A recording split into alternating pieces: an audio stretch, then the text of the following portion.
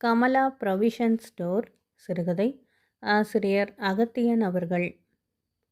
என் அருமை மனைவி கமலாவை நான் திருமணம் செய்து கொண்டபோது எனக்கு இலவச இணைப்பாக கிடைத்தது என் மைத்துனன் தொச்சு. அவன் எங்கேயாவது ஒட்டிக்கொண்டால் அங்கு ஏதாவது இலவசமாக கிடைக்கிறது என்று பொருள். இலவசத்துக்காக இணைந்து கொள்கிறவன் அவன். தொச்சுவாள் எனக்கு எத்தனையோ முறை எத்தனையோ நஷ்டங்கள் ஏற்பட்டு இருந்தாலும் அவனை பற்றி குறையாக ஒரு வார்த்தை கூற மாட்டேன். காரணம், என் அருமை மாமியார் பதம் பாட என் மனைவி கமலா ஆடுவாள். சாமி வந்தவள் போல. இந்த இரு முனை தாக்குதல்கள் காரணமாக நான் சும்மா இருப்பதே சுகம் என்று இருந்து விடுவேன். நான் சும்மா இருந்தால் விதி என்னும் ஸ்போர்ட்ஸ்மேன் சும்மா இருக்கிறதா? அது அவ்வப்போது விளையாடும் என் வீட்டில். பாருங்கள், அன்றொரு நாள் காலை வேளை, எனக்கு போதாத வேலையும் கூட. தொச்சு தன் குடும்ப சகிதமாக படை திரட்டி கொண்டு வந்தான். இப்படி தொச்சு பட்டாளம் வருவது சகஜம் என்றாலும் காலை வேளையில் வந்தது இல்லை. தொச்சு, வா அப்பா, என்ன விசேஷம் என்று உற்சாகமே இல்லாமல் வரவேற்றேன். ஆனால் அதை ஈடு செய்வது போல என் மாமியாரும் அருமை மனைவியும் ஆரத்தி எடுக்காத குறையாக உற்சாகமாக வரவேற்றார்கள். தொச்சுவின் மனைவி அங்கச்சி, அம்மா, வீட்டில் ஓடு மாற்றி தளம் போடுறார் வீட்டுக்காரர். எங்கே பார்த்தாலும் சிமெண்ட்டும் மணலுமா இருக்குது. அதனால தான் 4 நாள் இங்கே இருக்கலாம்னு வந்தோம் என்றாள். ஆமாம் அத்திம்பேரே, உங்களுக்கு ஒன்றும் அசௌகரியம் இல்லையே என்று தொச்சு கேட்டான். நான் பேச வாய் எடுக்கும் முன் என் மனைவி கமலா, நன்னா இருக்குடா உன் கேள்வி. இதில் என்ன அசௌகரியம்? மனுஷாள் என்பது ஆபத்து சமயத்துக்குத்தானே என்றாள். இந்த பரந்த மனப்பான்மை தத்துவமெல்லாம் என் உறவினர் யாராவது வந்தால் சௌகரியமாக கமலாவுக்கு மறந்து போய்விடும். அப்படி மறக்காவிட்டாலும் மறந்து போக செய்து விடுவாள் என் மாமியார் திலகம். தொச்சுவின் புத்திர சிகாமணிகள், பாட்டி பசிக்குது என்று கத்தின. அவைகளுக்கு பசிக்காத நேரமே கிடையாது. டே கண்ணுகளா, 5 நிமிஷத்தில் ரவா உப்புமா பண்ணி கொடுக்கிறேன் என்றாள். ரவா உப்மாவுக்கு நிறைய முந்திரி பருப்பு போடணும் பாட்டி. இது ஒரு வால். பாட்டி பாட்டி, எனக்கு கையில் முந்திரி பருப்பு கொடுங்கோ. இது ஒரு வீல். உப்புமா ரெடியாகிற வரைக்கும் சாப்பிட ஏதாவது கொடேன், வெண்ணெய், சர்க்கரை. இது ஒரு சில்லறை குரல். சிறிது நேரம் கழித்து என் மனைவி வந்தாள். உங்களுத்தானே, ரவை தீந்து போச்ச, போய் கொஞ்சம் ரவை வாங்கி கொண்டு வாங்கோ என்றாள். இதை காதில் வாங்கி கொள்ளாமல் தொச்சு பேப்பரை படித்து கொண்டு இருந்தான். கடைக்கு போய் வர அவனுக்கு சோம்பேறித்தனம் மட்டுமல்ல, சொந்த காசு செலவு செய்ய வேண்டுமே என்ற பயமும் கூட. என்ன கமலா, கடை எங்கேயோ 2 மைல் தள்ளி இருக்கிறது. இந்த அத்வானத்தில் ஃப்ளாட்டை வாங்கி வீடு கட்ட வேண்டாம் என்று நான் சொன்னபோது கேட்கவே இல்லை. தொச்சுவின் அலுப்பு.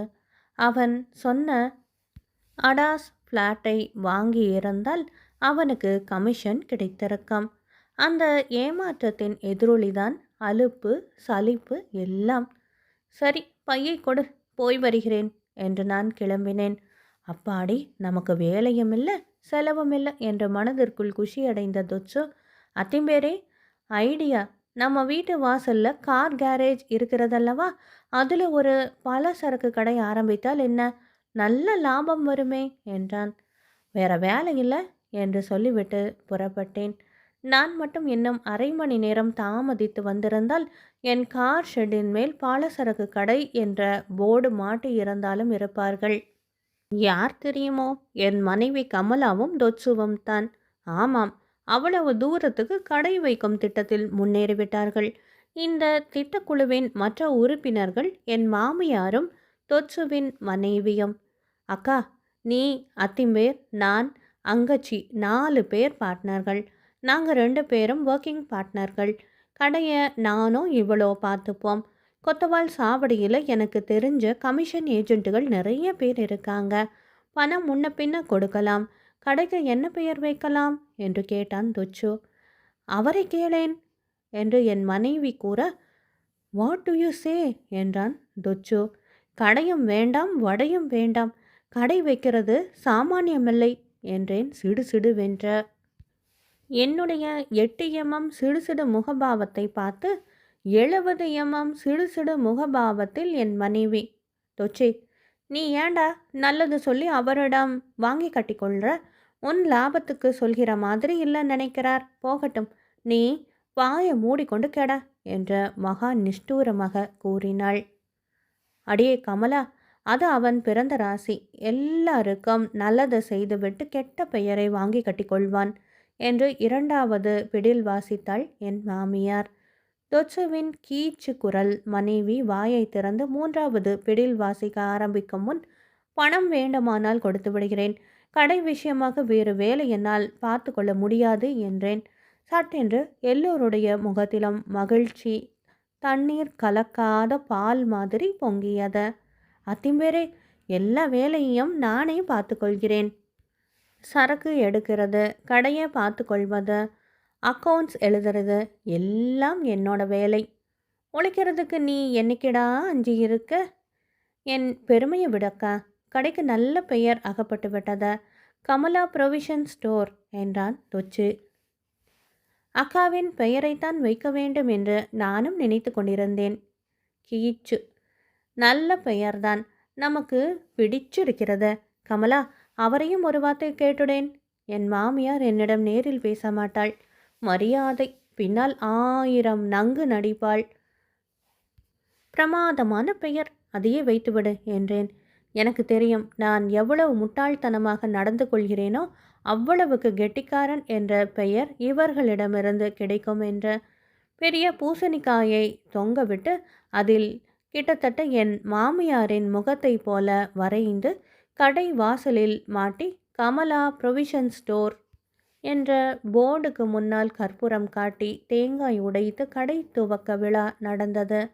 உடைக்கப்பட்ட தேங்காயின் துண்டுகளுக்காக தொச்சுவின் வாள்கள் போட்ட சண்டையை விவரிக்க 1 மணி நேரமும் 6 பக்கங்களும் தேவைப்படும். சும்மா சொல்லக்கூடாது. தொச்சி கில்ல அடிதான். மளமளவென்று சாமான்களை வாங்கி அடுக்கிவிட்டான். காலி குழந்தை பால் பவுடர் டின்களை வாங்கி அடுக்கிவிட்டான். டாக்டர் சர்டிஃபிகேட் அது இது வாங்கி வந்தால்தான் என்று சொல்லி அனுப்பிவிட மாட்டேனா? அத்திம்பேர், நம்ம குட்டு வெளிப்படாது. துவக்க விழாவுக்கு அக்கம் பக்கத்தில் இருந்தவர்களை அழைத்திருந்தோம். கோடி வீட்டு சேஷன், சார், கடன் கொடுத்தீங்கன்னா கடை கவிழ்ந்து விடும் என்று சுபமான வார்த்தைகளை கூறிவிட்டு, கடையெல்லாம் நம்மால் நடத்த முடியாது, அதற்கு கெட்டிக்காரத்தனம் வேண்டும், அதிர்ஷ்டம் வேண்டும், புரட்ட நிறைய பணம் வேண்டும், கடன் மட்டும் கொடுக்காதீங்க. சங்கர் அண்ட் கோ ₹1,00,000 போட்டு ஆரம்பித்தான். என்ன ஆச்சு? அக்கவுண்ட் புஸ்தகத்தின்படி அவனுக்கு 1,50,000 வர வேண்டும். மஞ்சள் நோட்டீஸ் கொடுத்துட்டான் என்று விடாமல் பேசிக்கொண்டே போனவரை தொச்சு மடக்கி, சேஷன் சார், துவரம்பருப்பு A1 இருக்கிறது பாருங்க என்றான். ஆமாம்ப்பா, பஞ்சாப் பருப்பு, சபாஷ், 2 கிலோ கட்டு என்று சொன்னார். வீட்டுக்கு போய் பையனிடம் பணம் அனுப்புகிறேன் என்று சொல்லிவிட்டு போனார். அந்த பணம் இதுவரையிலும் வரவில்லை. ஒரு கால் இன்று வரை அவர் வீடு போய் சேரவில்லையோ அல்லது அவருக்கு இனிமேல் தான் பையன் பிறக்க வேண்டுமோ என்னவோ. எதிர் வீட்டு பாட்டி வந்து, ஏன்பா வசம்பு இருக்குதா என்று கேட்டாள். அது என்ன சரக்கு என்பதே தெரியாததால் இல்லையே என்றான் துச்சி. கடையை ஆரம்பிக்கும் போதே இல்லை என்றால் எப்படி? பவுடர் லிப்ஸ்டிக் என்று வைத்து விட்டால் போதுமா? என்று அழுத்து கொண்டே போனாள் பாட்டி.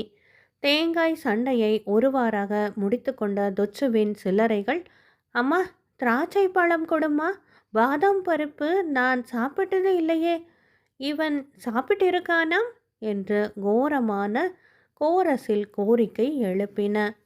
சாணியன்களா, ஒளிஞ்சு போங்கோ, எவ்வளோ வாங்கி கொடுத்தாலும் இப்படி காக்கா மாதிரி பறந்து சாகிறதுகள் என்று பல சுபமான அர்ச்சனைகளை செய்து கொண்டே தொச்சுவின் மனைவி வாள்களை விரட்டினாள். என் மாமியார், ஏண்டி சபிக்கிற என்று சொல்லியபடி தலைக்கு 2 திராட்சை பழம் கொடுத்து அனுப்பினாள். அவள் 2 என்று சொன்னது எண்ணிக்கையில், ஆனால் திருமதி தொச்சுவோ 2 கையளவு கொடுத்தாள். மனுஷா ரத்தத்தை ருசி பார்த்த பின் புலிக்கு மனித இரத்த வெறி உண்டாகுமாம். அது மாதிரி தொச்சுவின் பிள்ளைகளுக்கு திராட்சை, முந்திரி பருப்பு, பாதாம் போன்றவைகளின் மேல் அடங்காத பசி அன்றிலிருந்து உண்டாயிற்ற.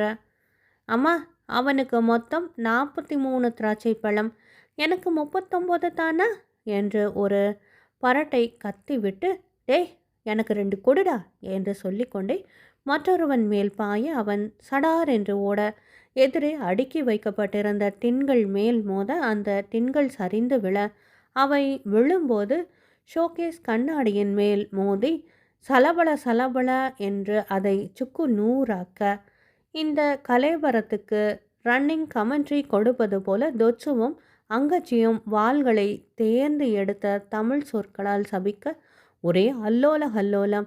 ஒரு பையனுக்கு இந்த கலாட்டாவிலே கண்ணாடி தூண்டினால் காலிலே காயம் ஏற்படவே யாரோ கொலை செய்து விட்டது போல ஓ என்று அழ ஆரம்பித்தான். இவன் திருப்பரம் குன்றத்தில் அழுதால் திருத்தணியில் எதிரொலிக்கும். பசங்களையா பெற்று இருக்கிற பூதங்கள் என்று தன் மனைவியை பார்த்து தொச்சி சொல்ல, அங்கச்சி சடார் என்று மூக்கை சிந்தி கண்ணை துடைத்து கொண்டு, 4 பேர் எதிரில் என்னை திட்டாவிட்டால் உங்களுக்கு பொழுதே போகாது, திட்டுங்கள் திட்டுங்கள், யார் யாருக்கோ வருகிற சாவு எனக்கு வரவில்லையே என்று அழ ஆரம்பித்தாள்.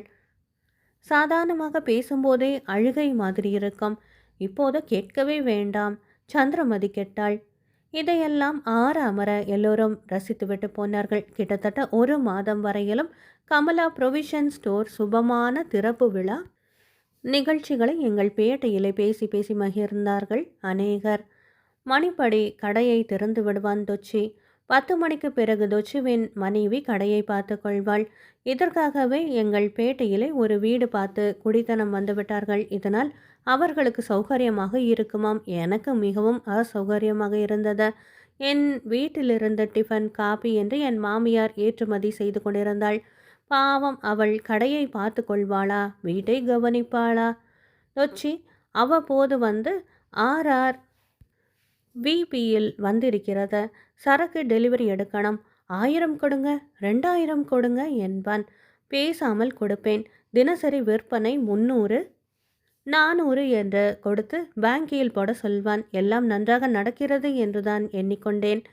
என் அருமை மனைவி கமலாவோ 8 காலம் கொட்டை எழுத்தில் போடாத குறையாக செய்தி பரப்பி கொண்டிருந்தாள். தொச்சி எதில் இறங்கினாலும் முழு மூச்சுடன் இறங்குவான் என்று. என் மாமியாரோ அவனுக்கு அதிர்ஷ்டம் இருந்தால் எங்கேயோ இருப்பான், சாமர்த்தியம் இருக்கு என்று சொல்லி கொண்டிருந்தாள். 1 மாதம் ஓடிவிட்ட பிறகு தொச்சியிடம், என்னப்பா எப்படி நடக்கிறது வியாபாரம், கணக்கு பார்க்கலாமா என்றேன்.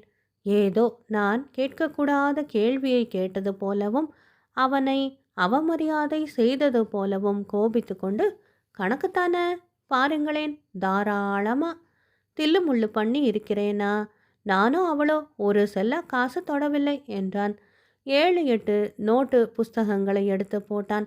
அதில் ஒன்றில் வரவேண்டிய பாக்கிக்கான விவரங்கள் எழுதியிருந்தன. எங்கள் பேட்டையில் இருந்த 140 குடும்பங்களின் பெயர்களும் இருந்தன. எல்லோரும் கடனில் வாங்கியிருந்தார்கள். தொச்சுவும் தாராளமாக கடன் வியாபாரம் செய்திருக்கிறான். என்னப்பா, பணம் எப்போது வசூலாகும்? இந்த மாதம் சம்பளம் வாங்கியவுடன் கொடுத்து விடுவார்கள் அத்திம்பேரே. பணத்தை முன்ன போட்டு பின்ன வாங்கி ரோல் பண்ணாதான் வியாபாரமாகும் என்றான். அவனை ஏதாவது மலை மீது இருந்து ரோல் பண்ணலாமா என்று எனக்கு ஆத்திரம் வந்தது. குத்து மதிப்பாக கூட்டி பார்த்தால் 7200 ரூபாய் வசூலாக வேண்டும். இதில் எதிர்த்த வீட்டு பாட்டி 10 பைசாவுக்கு வசம்பு கடனில் வாங்கியிருந்ததும் அடக்கம். போன மாத பாக்கியை கொடுக்காதவர்களுக்கு கண்டிப்பாக சாமான்களை கொடுக்காதே. இனிமேல் என்னிடம் புரட்டும் பணம் கிடையாது. ஏதாவது புரட்டு பண்ணி சம்பாதித்தால்தான் உண்டு என்றேன். 1 வாரம் கழித்து கடை நிலவரத்தை பற்றி விசாரித்தேன். காரணம், அன்றாட வசூல் 60-70 என்று தொச்சி கொடுக்க ஆரம்பித்தான். அயோக்கிய பயல்கள், கடன் பாக்கியை கேட்டால் கடை பக்கமே தலை காட்டுவதை நிறுத்திவிட்டார்கள். காசு கொடுத்து வாங்குவதும் குறைந்து விட்டது அத்திம்பேரே. நல்லபடியாக கேட்டால் பணம் பெயராது. சுத்த பஞ்ச பயல்கள் என்று கடன்காரர்களை திட்டினான். வியாபாரம் ஆகவில்லையே தவிர சாமான்களின் இருப்பு குறைந்து கொண்டே வந்தது. இதன் மர்மம் எனக்கு வெகு நாட்களுக்கு பிறகுதான் தெரிந்தது. தொச்சுவின் மனைவி கடையை தங்கள் வீட்டின் ஸ்டோர் ரூமாக கருதி தேவையான சாமான்களை, சில சமயம் தேவையில்லாத சாமான்களையும் தங்கள் வீட்டுக்கு எடுத்து போயிருந்தாள். வெகு நாட்களுக்கு பிறகு தொட்சுவின் பையன் பேச்சு வாக்கிலே சொன்னான். எனக்கு முந்திரி பருப்பை பார்த்தாலே போர் அடிக்கிறது. என் மாமியார் தன் வழக்கமான பாணியிலே தோச்சுவும் சரி அங்கச்சியும் சரி ராவா பகலா கடையே கதி என்று இறந்தார்கள். உண்மையாக வியாபாரம் செய்கிறவர்களுக்கு காலமே இல்லை. கலப்படம் செய்கிறவன், எடையில் ஏமாத்துறவன், அநியாய விலையில் விற்கிறவன் இவங்களுக்குத்தான் காலம், லாபம் எல்லாம். நம்ம ஜனங்களும் இப்படிப்பட்ட கடைக்காரர்கள் கிட்டத்தான வியாபாரம் செய்வாங்க, பணத்தையும் ஒழுங்காக கொடுப்பாங்க என்றாள். அவள் ஒரு தத்துவ மேதை. இந்த மகா உண்மையை புரிந்து கொள்ள எனக்கு 7,000 ரூபாய் செலவு என்றேன். இதை கேட்ட தொச்சுவுக்கு சுர் என்று கோபம் வந்தது. அத்திம்பேரே, 7,000 8,000 என்று ஏன் மூக்கால் அலறீங்க? மொத்த நஷ்டத்தையும் நான் கொடுத்து விடுகிறேன். அடியே அங்கச்சி, உன் கழுத்து செயினை கழட்டி கொடு, வித்து விடுகிறேன் என்று கத்தினான். ஏண்டா தொச்சி, வெள்ளிக்கிழமை அதுவுமா செயினை கழட்டி விற்கணும்னு சொல்கிற? 3ஆம் வருஷம் இவர் அக்கா சரோஜா கால் காணியோ அரை காணியோ நிலம் வாங்கணும் என்று சொன்னாள். 6ஓ 7ஓ கொடுத்தார். அந்த நிலத்தில் இருந்து ஒரு சொரக்கா நெல் கூட வரவில்லை. அதெல்லாம் இவருக்கு நஷ்டமா தெரியாது? நீயும் அங்கச்சியும் அவர் கண்ணு முன்னால உழைச்சி ஓடா போனதை பார்த்து கொண்டு இருந்தும் நாக்கில் நரம்பே இல்லாமல் பேசுகிறார். பேசட்டும் பேசட்டும். இவர் அவர் பரம்பரையில் ஊறி போன வழக்கத்தை பற்றி தான் பேசுகிறார். நம்ம அப்பா என் கல்யாணத்துக்கு எவ்வளோ செய்தார்? கடையில் இவர் வீட்டில் என்ன ஆட்டம் ஆடினாங்க? இப்படி பேசிக்கொண்டே 25 வருஷத்துக்கு முன்பு நடந்த அல்ப சல்ப சம்பவங்களை நினைத்து பொல பொலவென்று கண்ணீர் விட ஆரம்பித்தாள் கமலா. அடியே கமலா, எதுக்கு அலற? நான் என்ன சொல்லிவிட்டேன்? பணம் போகட்டும் சனியன், நாளைக்கே சம்பாதித்து கொள்ளலாம். தொச்சுவை பற்றி நான் தப்பாக ஒன்றும் சொல்லலையே என்று சமாதானப்படுத்த முயன்றேன். கடையை வெற்றிகரமாக இழுத்து பூட்டினேன். கடையின் குறிப்பிடும்படியான சாமான் எதுவும் இல்லை. மூட்டைக்கு 4 லாபம் கிடைக்கும் என்று 30 மூட்டை உப்பு வாங்கி போட்டிருந்தான் தொச்சி. இந்த மூட்டைகள் தான் இடத்தை அடைத்து கொண்டு அனாதையாக கிடந்தன. உலகிலேயே உப்பு பஞ்சம் வந்தாலும் எனக்கு கவலையே இல்லை. 2 பரம்பரைக்கு தேவையான உப்பு ஸ்டாக் இருக்கிறது. அன்பானவர்களே, அகத்தியன் அவர்கள் எழுதிய கமலா ப்ரொவிஷன் ஸ்டோர் சிறுகதை நிறைவு பெற்றது. நன்றி.